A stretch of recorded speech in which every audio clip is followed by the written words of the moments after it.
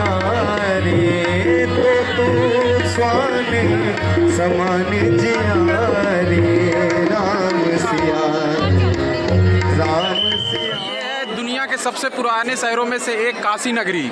इस समय मैं दशाश्वमेध घाट पर हूँ और दशाश्वमेध घाट की रौनक आप देखिए पीछे। काशी की यही दृश्य दुनिया भर के श्रद्धालुओं को आकर्षित करते हैं काशी घाटों की तरफ। और ये देखिए काशी नगरी। बनारस शहर मतलब मंदिरों का शहर, बनारस शहर मतलब घाटों का शहर, बनारस शहर मतलब गलियों का शहर, साधु संतों का शहर, फकीरों का शहर। मित्रों, ये दशाश्वमेध घाट है, ये खूबसूरत बनारस है, दुनिया की सबसे प्राचीन शहरों में से एक बनारस शहर। तो चलिए थोड़ा नीचे चल के देखते हैं कि क्या है दशाश्वमेध घाट का ये जो खूबसूरत नज़ारा है, इसको और थोड़ा अच्छे से देखते हैं।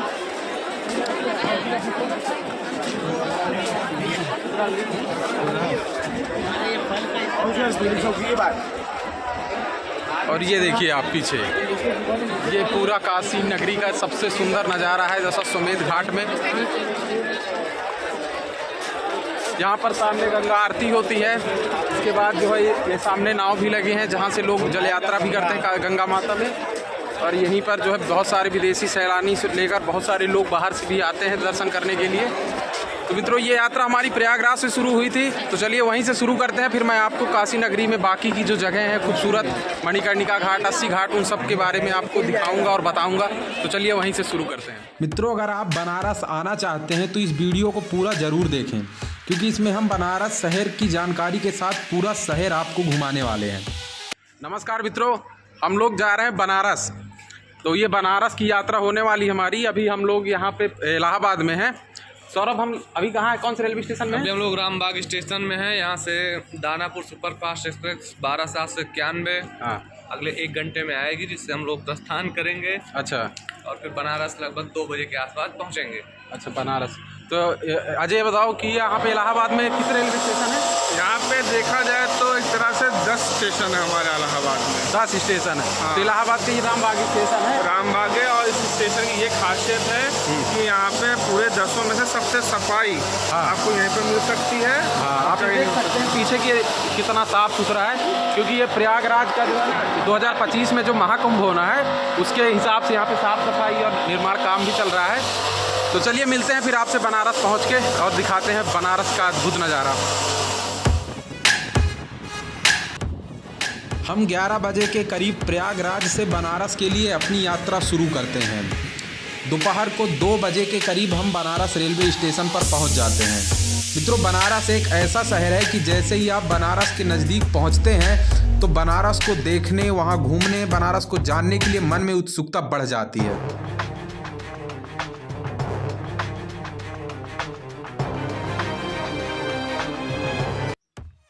मित्रों, बनारस की कनेक्टिविटी भारत के हर कोने से बहुत अच्छी है। आप ट्रेन के माध्यम से, बस के माध्यम से, हवाई जहाज़ के माध्यम से, जिस भी माध्यम से आप आना चाहें, आप आसानी से बनारस शहर पहुंच जाएंगे।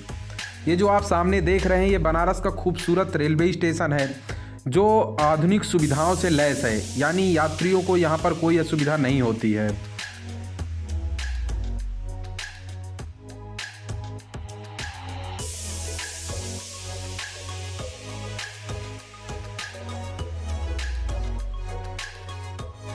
रेलवे स्टेशन के बाहर आई लव बनारस के नाम से एक सेल्फी पॉइंट है, और सचमुच में जो व्यक्ति बनारस आता है उसे बनारस से प्रेम हो जाता है। रेलवे स्टेशन से निकलकर अब हम सड़कों पर आ जाते हैं। सड़कों पे हम अब आ गए हैं, मंदिर की तरफ जा रहे हैं। धीरे धीरे काशी विश्वनाथ मंदिर का दर्शन करेंगे पहले। तो चलिए चलते हैं, प्रभु जी का दर्शन करते हैं, शिव जी का। और आप देख रहे होंगे कि यहाँ चारों तरफ पूरी भीड़ है। सब ये पूरे जितने लोग आपको दिखाई दे रहे हैं, सब मंदिर की तरफ ही जा रहे हैं ज़्यादातर। तो चलिए पहुँचते हैं शिव जी के दर्शन के लिए। मित्रों, बनारस एक ऐसा शहर है जिसकी अपनी फिलॉसफी है, जीवन दर्शन है, जीवन शैली है। जैसे ही आप बनारस की सड़कों पर पहुंचते हो, आप यहाँ के बाज़ार, यहाँ की सड़कें, यहाँ के लोग, यहाँ की दुकानें और ऊंची ऊंची बिल्डिंगें देखकर आप मोहित हो जाते हो। बनारस से आपको प्यार होने लगता है। ये शहर ही कुछ ऐसा है।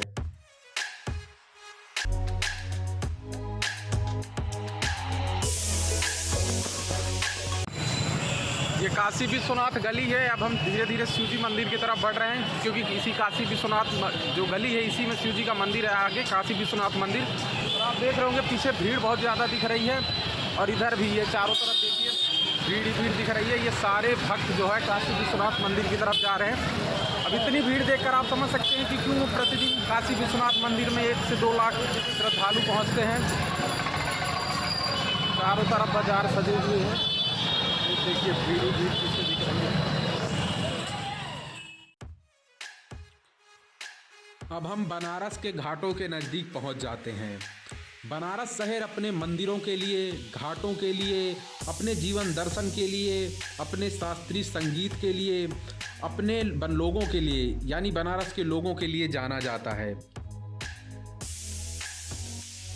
मित्रों, बनारस शहर इतना प्राचीन है कि अमेरिकी लेखक मार्क ट्वेन ने लिखा है कि बनारस परंपराओं से पुराना है, बनारस इतिहास से पुराना है, बनारस किंवदंतियों से पुराना है। अगर इन तीनों को मिला दिया जाए तो इनसे दोगुना पुराना है। प्राचीन काल से ही भारत के बड़े बड़े महान संत ऋषि बनारस आते रहे हैं, चाहे महर्षि अगस्त्य हों, धन्वंतरी हों, पाणिनि हों, पतंजलि हों, भगवान शंकराचार्य हों या तुलसीदास जी हों। ऐसे बड़े बड़े महान विद्वान ऋषि मुनि इस शहर पर आते रहे हैं। कोई भी सैलानी जब बनारस के घाटों पर पहुंचता है तो यहाँ की खूबसूरती देखकर मंत्रमुग्ध हो जाता है। शाम को 6 बजे गंगा आरती होती है, जिसमें अब हम शामिल होने जा रहे हैं। तो बनारस आओ तो गंगा आरती के बिना जो है बनारस की यात्रा अधूरी होती है। तो गंगा आरती जो है शुरू हो गई है, आपको आवाज़ सुनाई दे रही होगी। मैं इस समय दशाश्वमेध घाट पर हूँ, ये मेरे साथ अजय है। तो अजय, आरती अब शुरू होने वाली है? बस भैया हार्डली 15 सेकंड में होने वाली है। 15 सेकंड में ना अब शुरू हो गई आरती। तो चलिए अब आरती देखते हैं, गंगा आरती।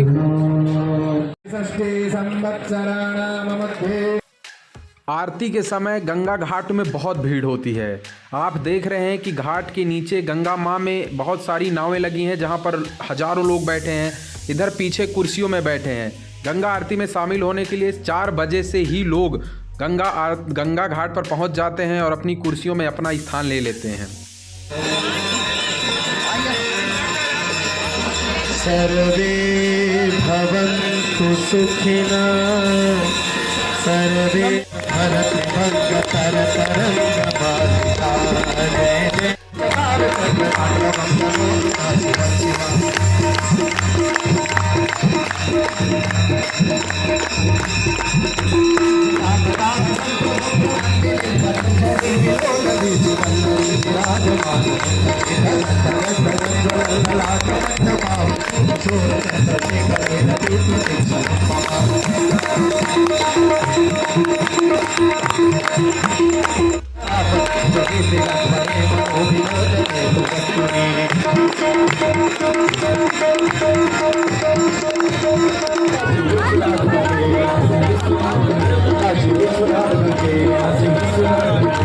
जय जय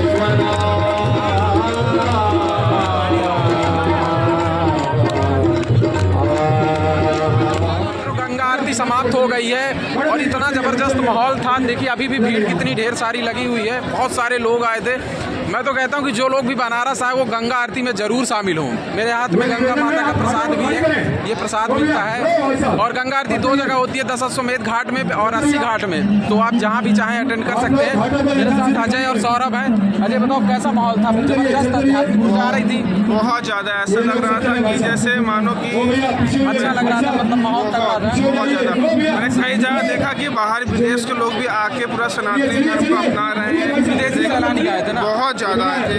हमारे पीछे आप देख भी सकते हैं, हमारे पीछे आप देख भी सकते हैं। ये देखिए आप पीछे देखिए, विदेशी सैलानी यहाँ पर बैठे हैं। बहुत सारे लोग आए हैं यहाँ पे। तो सौरभ ये बताओ, इतनी ढेर सारी भीड़ भारत के अलग अलग कोने से आती होगी, तब इतना ज़्यादा माहौल बनता है पूरा? यहाँ का माहौल बहुत ही अच्छा था। गंगा आरती के समय एक आध्यात्मिक ऊर्जा जो है वो महसूस होती है, उसका एक अलग ही आनंद और सुकून है, सुकून होता है। एक शरीर में एक अलग से ऊर्जा जो है वो महसूस होती है। उसका यहाँ पे आने के बाद ही लोग महसूस कर सकते हैं। आने के बाद नहीं बता सकते। तो मित्रों, गंगा आरती का ज़बरदस्त माहौल अब जो है समाप्त हो रहा है। ये दशाश्वमेध घाट पे हो रही थी। तो आप में से जो लोग भी बनारस आते हैं गंगा आरती में ज़रूर शामिल हो। तो चलिए मित्रों, अब आगे चलते हैं। ये नाव में जो है यहाँ पे गंगा आरती के बाद नाव में सफ़र कराने के लिए आते हैं। तो चलिए थोड़ा जल यात्रा करते हैं और उससे वहाँ चल के बात करते हैं। चलिए पे आ गए हैं और इस नाव के जरिए ये जो है 10,100 घाट से लेके 80 घाट तक के नाव हमें लेके जाएगी। सर अब कितना किराया इसका?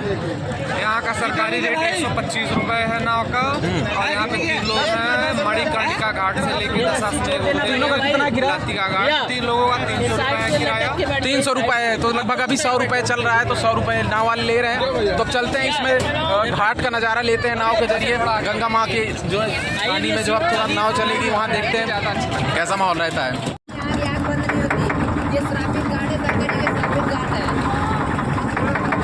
ये है बनारस का वो घाट जिसकी चर्चा हर व्यक्ति करता है जो भी बनारस आता है। ये सामने मणिकर्णिका घाट है। यहाँ पर चिताएं जल रही हैं और कहा जाता है कि यहाँ पर 24 घंटे 12 महीने चिताएं जलती रहती हैं।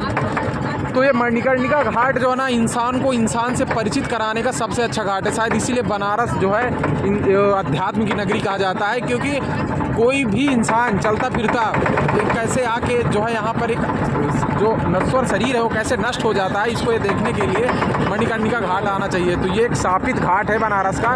इसे आप देख सकते हैं, सामने मणिकर्णिका घाट है।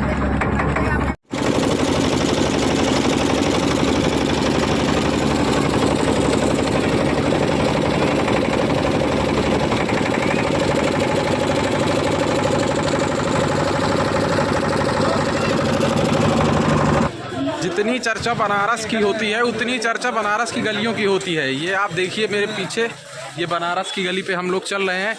ये देखिए कितनी सुंदर और पतली गलियां हैं। तरह तरह की दुकानें इधर लगी हैं। हर तरह का सामान यहाँ मिल रहा है। तो अगर आप बनारस आते हैं तो बनारस की गलियों को मत भूलिए, क्योंकि ये शहरी बनारस जो होता है ना, वो गलियों का शहर कहा जाता है। तो ये आप देखिए अजय, है ना बनारस की गलियाँ खूबसूरत, बहुत शानदार, बहुत खूबसूरत। तो हम लोग अब जा रहे हैं काशी विश्वनाथ मंदिर दर्शन करने के लिए। तो हम अश्वमेध घाट पे जो है आरती कर चुके, गंगा दर्शन कर चुके, अब जा रहे हैं मंदिर का दर्शन करने। तो चलिए अब वहाँ जाकर मिलते हैं आपसे। मित्रों, जो लोग बनारस आते हैं उनके रुकने के लिए भी कोई असुविधा नहीं है। डॉर्मेट्री बेड से लेकर डबल बेड, बड़े बड़े होटल, आश्रम, बहुत सारी व्यवस्थाएं हैं जहां आप आसानी से ठहर सकते हैं। आप अकेले भी आ सकते हैं और आप अपनी फैमिली के साथ भी रुक सकते हैं। काशी विश्वनाथ मंदिर का दर्शन करके अब हम लोग बाहर आ गए हैं और बहुत अच्छा लगा, क्योंकि बनारस आओ और भगवान शिव जी के चरणों में माथा न टिकाओ, ऐसा तो हो नहीं सकता। तो मित्रों, कुल मिलाकर एक बहुत अच्छी एनर्जी आज मिली। गंगा आरती के समय में भी, भगवान शिव जी के दर्शन के समय में भी। काशी विश्वनाथ मंदिर के बारे में मैंने एक अलग से वीडियो बनाया है। उसमें मैंने मंदिर का इतिहास और जो कुछ मंदिर में होता है, मंदिर में आरती और ये सारी चीज़ें उसको बताई हैं। अगर आप देखना चाहते हैं तो मैं उसका जो लिंक है वो डिस्क्रिप्शन बॉक्स में दे दूँगा। एक चीज़ यहाँ पर आपको बताना चाहूँगा कि जो मंदिर में लॉकर है ना, वो फ्री मिलता है। तो जो टूरिस्ट बाहर से आते हैं वो ये ध्यान रखें कि जो बाहर प्रसाद देने वाले हैं वो भी लॉकर देते हैं, लेकिन वहाँ पर प्रसाद लेना अनिवार्य है। पर मंदिर में जो लॉकर है वो फ्री ऑफ कॉस्ट है। तो अगर आप फ्री में अपना जो लगेज है उसको रखना चाहते हैं तो आप मंदिर का लॉकर यूज़ करिए। अगर आप पैसे में रखना चाहते हैं तो जो प्रसाद है देते हैं उनके यहाँ रख सकते हैं। बनारस के जितने टूरिस्ट प्लेस फेमस हैं उतना ही बनारस के खाना भी फेमस है। यानी यहाँ का जो स्वाद है भोजन का वो भी है बहुत फेमस है। बनारस में लिट्टी चोखा, भेलपुरी, मक्खन मलइयो, इस तरीके कई लोकल डिश हैं जो बाहर के टूरिस्ट द्वारा बहुत पसंद किए जाते हैं। तो अभी हमारे हाथ में मक्खन मलइयो है। तो ये बताओ अजय, कैसा है टेस्ट इसका? इसका स्वाद एकदम अद्भुत है। ऐसा लग रहा है कि मलाई ऐसा है और इसका स्वाद एकदम मिठास जैसा है। अच्छा है ना? तो खाने के बाद मेरे को लगता है कि क्या ही बताऊँ, अच्छा हल्का पदार्थ बना सब जिंदगी में पहली बार खाया है। आप भी आइए खाइए। तो टेस्टी है। बहुत बढ़िया। तो यार अजय बताओ, तो सौरभ बताओ किस चीज़ से बना है ये केवल दूध से बना हुआ है। दूध से बना है? केवल दूध से बना हुआ है। उसे को गर्म करके मलाई निकाल के उसी से इसे बनाया गया है। तो ये है मक्खन मलइयो के बारे में। तो अगर आप आते हैं बनारस तो एक बार इसको टेस्ट कीजिएगा, अच्छा है।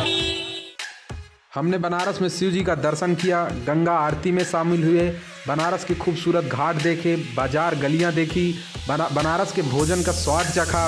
इसके बाद हम फिर से रेलवे स्टेशन पर आ जाते हैं और अपनी अगली यात्रा के लिए तैयारी शुरू करते हैं। तो बनारस कि यात्रा ख़त्म होने से पहले या बनारस से जाते वक्त कोई भी व्यक्ति यही कहेगा आई लव यू बनारस, हम फिर आएंगे।